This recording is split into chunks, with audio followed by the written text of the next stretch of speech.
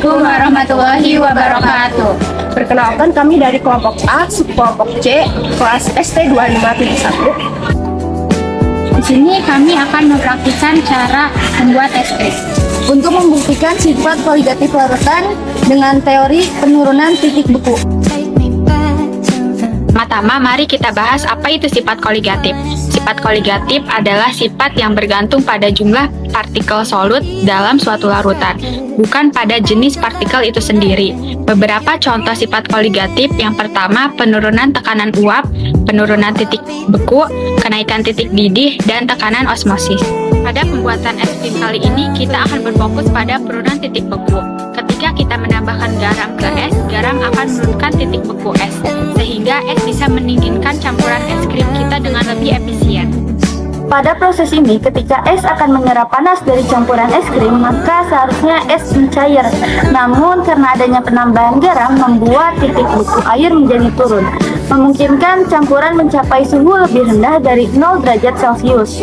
Meskipun suhu lingkungannya tetap sama, fenomena ini adalah salah satu contoh penerapan teori sifat koligatif larutan dalam kehidupan sehari-hari. Alat dan bahan yang digunakan untuk melakukan percobaan ini adalah ember besar yang akan kita gunakan untuk menampung es batu dan garam, wadah untuk meletakkan es krim yang sudah jadi, kaleng atau wadah tahan dingin yang bisa ditutup rapat sebagai tempat mencampur adonan es krim, sendok atau alat untuk mengeruk es krim setelah jadi, es batu yang membantu proses pendinginan es krim, garam kasar secukupnya yang akan membantu es batu tetap dingin lebih lama sehingga es krim bisa membeku dengan sempurna, susu cair sebagai bahan dasar es krim, dan terakhir, topping sesuai selera masing-masing.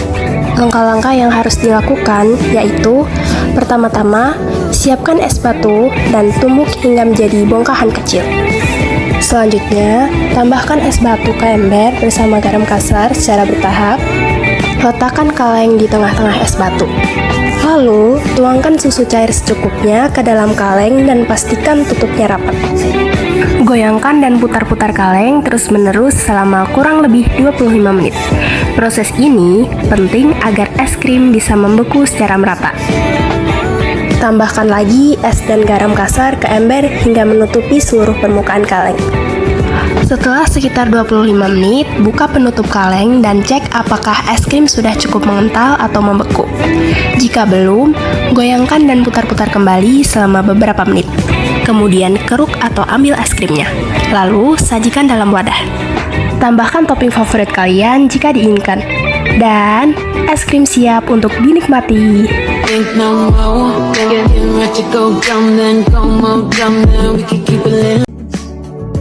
Selama proses pembuatan es krim, kami berhasil mendapatkan es krim dengan tekstur yang lembut dan rasa yang lezat tanpa adanya kristal es besar. Ini menandakan bahwa proses pembekuan berlangsung secara merata.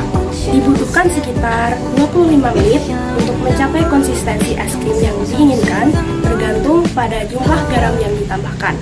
Kesimpulan praktikum pembuatan es krim kali ini menunjukkan bahwa penambahan zat terlarut seperti garam dapat menurunkan titik beku pelarutnya, yaitu air. Proses ini mengakibatkan suhu es menurun lebih jauh, yang artinya mempercepat pembekuan campuran es krim. Hasilnya adalah es krim dengan tekstur lembut, membuktikan bahwa sifat koligatif berfungsi dengan baik dalam menciptakan produk akhir yang lebih efisien.